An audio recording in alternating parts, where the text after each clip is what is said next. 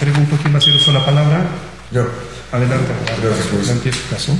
Sí, bueno, el asunto básicamente trata de violencia familiar, intimidación, violencia de género y a juicio técnico también pudiera ser constitutivo de trata de personas. Básicamente las omisiones son las siguientes. Bajo los nuevos estándares de tratados y de la Constitución de aplicar la protección más amplia en favor de la víctima, se solicitaron como medidas de protección las determinadas en el artículo 137 del Código Nacional de Procedimientos Penales en contra del que tiene el carácter de presunto inocente, esto es, la prohibición de acercarse o comunicarse con la víctima ofendido, limitación de asistir o acercarse al lugar domicilio de la víctima ofendido, prohibición de realizar conductas de intimidación o molestia a la víctima y protección policial de la víctima. Sin embargo, la Ministerio Público fue omisa en que de forma inmediata se dictaran estas medidas de protección, considerando que la Ley General de Víctimas hace una facultad, digamos, de forma presuntiva en favor de la víctima de ser considerada siempre con tal carácter y que pues en ese sentido el Ministerio Público pues tenga que hacer de forma inmediata su trabajo. Esto es, pues generar las diversas medidas de protección que consideren necesarias para asegurar que la víctima no se le vuelva a causar revictimización secundaria. En términos del artículo 137 del dispositivo procesal antes invocado, refiere que el Ministerio Público, bajo su más estricta responsabilidad, ordenará fundada y motivadamente la aplicación de medidas de protección idóneas cuando estime que el imputado representa un riesgo inminente en contra de la seguridad de la víctima u ofendido, como ocurre o se actualiza en el presente caso. Y se dice que tiene la más estricta responsabilidad porque es evidente que la persona víctima no puede estar esperando a que se generen esos actos de forma inmediata, sin que sea pretexto de decir que se tiene carga laboral o carga de trabajo pues muy amplia. Entonces, pues básicamente el asunto es que la víctima ha sufrido actos de violencia familiar que se desprenden de la carpeta de investigación. Además se encuentra involucrado el interés superior de un menor que también ha sido víctima de violencia familiar, y el día 3 de junio del 2018 sufren diversas cuestiones relacionadas con eso.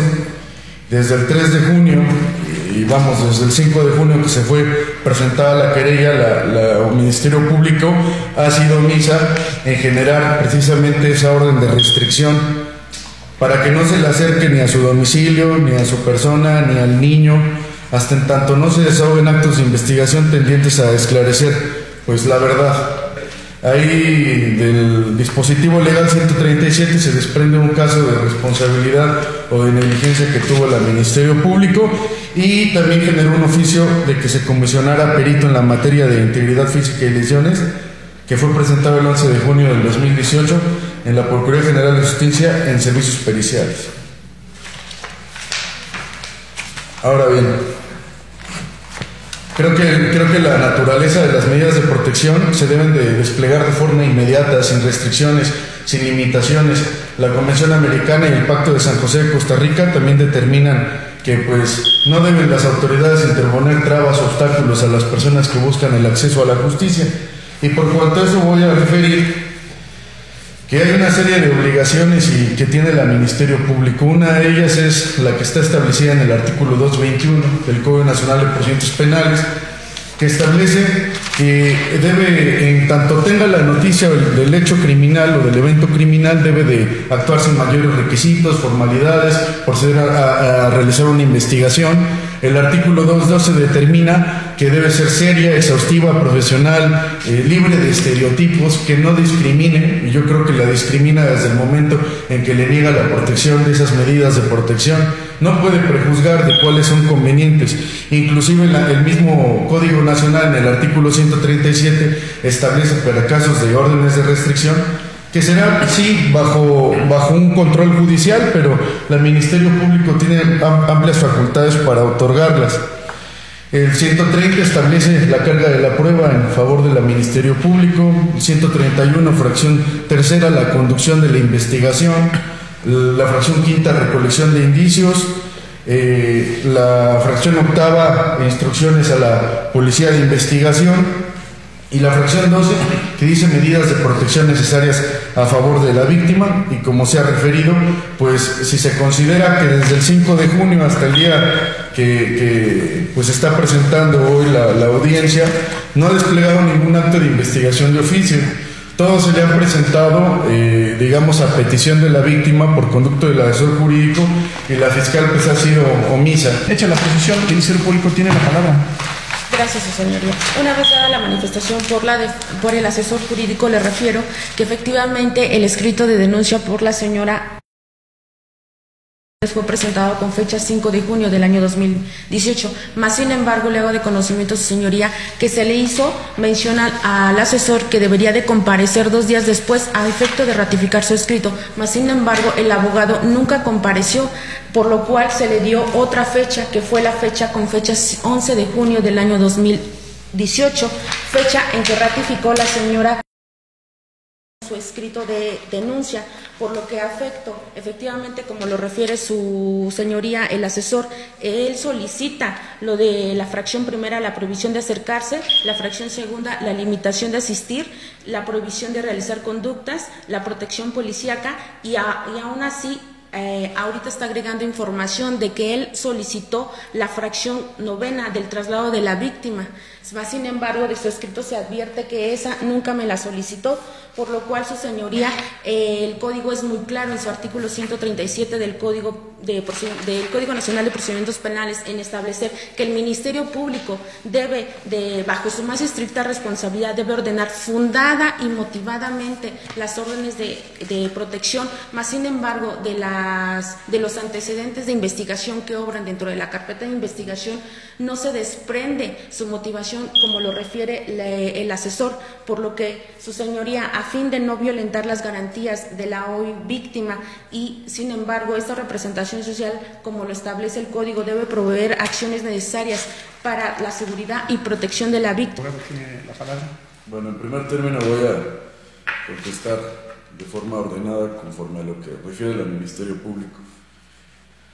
Refiere que me mandó a citar, pero creo que el Código Nacional de Procedimientos Penales, precisamente para no entrar pues en un discurso sin sentido de que si me mandó a notificar o no, establece las formas de notificación. El artículo 82 de forma expresa determina cuáles son las maneras de notificar o a la víctima, sin embargo pues no se hizo nada. Quiero hacer mención que algo que equivocadamente están haciendo los ministerios públicos es mandar a ratificar a las personas. En ninguna parte del Código Nacional de Procedimientos Penales establece que sea una obligación la ratificación. Ya le hizo acuerdo de ratificación y no está fundado ni motivado, sino que el artículo 221 dice sin mayores requisitos ni formalidades. Eso de la ratificación es del sistema anterior. Por cuanto dice que estoy solicitando la fracción 9 del 137, yo no dije la fracción 9, está la constancia de audio y video. Desde la querella se solicitaron diversas medidas de protección, y de las que ha sido omiso en pronunciarse es de la 1 y de la 2 de la fracción 130 del artículo 137. Es decir, en otras palabras, si le llega a pasar algo a la víctima, sería responsabilidad administrativa del Ministerio Público, incluso penal, porque no desplegó ningún acto. Ahora, por cuanto dice que no se desprenden esos elementos, que no he hecho nada como asesor jurídico, hay que recordarle que la licenciada tiene la conducción y la investigación de los delitos. Una cosa es coadyuvar y otra cosa es conducir. Pero me voy a hacer cargo de lo que dice. El día 14 de junio del 2018 a las 9:45 se presentó un escrito de pruebas donde, para proteger, como lo he dicho, la integridad del menor, se le está pidiendo que se haga una declaración del hijo de la víctima conforme al protocolo de actuación en casos donde se involucren niños, niñas y adolescentes, que es un protocolo de 10 pasos que editó la Suprema Corte de Justicia de la Nación. Preciso que la competencia de este órgano jurisdiccional para conocer de la solicitud que realiza, de acuerdo a los datos proporcionados por las partes al inicio de la audiencia, se encuentra establecida esta competencia en lo que establecen los artículos 16, párrafo 14 de la Constitución Política de los Estados Unidos Mexicanos, primero, 20, fracción primera y 133 del Código Nacional de Procedimientos Penales en relación con los artículos octavo, fracción primera y 50 bis de la Ley Orgánica del Poder Judicial del Estado. Por otro lado, de acuerdo a lo que establece el artículo 4 de la Ley General de Víctimas, tienen este carácter de víctimas aquellas personas físicas que han sufrido algún daño, y de acuerdo a lo expuesto por los intervinientes, la señora es quien ha sufrido ese daño. Por lo tanto, se encuentra legitimada para intervenir en esta audiencia con el carácter de víctima, pues así se advierte de lo que expusieron las partes. Además, que el Ministerio Público en ningún momento controvirtió esa afirmación. Ahora bien, de lo expuesto por los intervinientes, se advierte que el asesor jurídico expone o atribuye dos omisiones al Ministerio Público. La primera de ellas es relativa a que no se ha pronunciado sobre las medidas de protección que solicitó desde la presentación del escrito de querella o denuncia que ocurrió. Este escrito fue presentado el día 5 de julio del año 2018. Como bien lo refiere el asesor jurídico, es obligación del Ministerio Público realizar de forma inmediata la toma de decisión respecto a decretar alguna medida de protección en beneficio de la víctima. Nos refiere el Ministerio Público que no tomó esa determinación de manera inmediata porque primero tuvo que ordenar la ratificación de ese escrito, que como no fue la víctima, esto lo hizo con posterioridad, de ahí se obtengo información de que por ese trámite no tomó oportunamente la determinación. En ese sentido debo señalar que por las cuestiones administrativas internas, en este caso de la Procuraduría General de Justicia del Estado, en donde si bien exigen una ratificación, esta ratificación no puede condicionar la toma de una determinación respecto a la imposición de